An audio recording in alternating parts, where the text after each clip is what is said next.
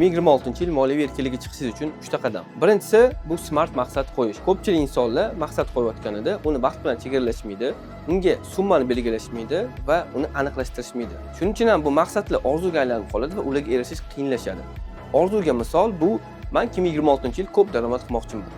Yaxshi smart maqsadga misol bu men 2026-yil oxirigacha daromadimni 50% ga oshiraman. Ikkinchi qadam bu xarajatlarni nazoratga olish. Hamma xarajatlaringizni boshqaring, byudjet yuriting, kerak emas xarajatlarni oplashing, optimizatsiya qiling, impulsiv xarajatlarni hech qachon qilmang.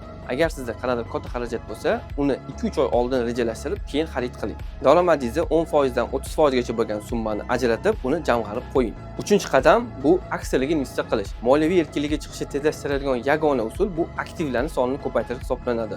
Aksiyalarga investitsiya qilish sizga tezroq kapital barpo qilish, passiv daromadga chiqish va moliyaviy erkinlikka chiqishga yordam beradi. Agar siz 2026-yilda aksiyalarga investitsiya qilib, passiv daromadga va moliyaviy erkinlikka chiqmoqchi bo'lsangiz, kommentariyaga pul so'zini yozing va men sizga maxsus video darslik yuborib qo'yaman.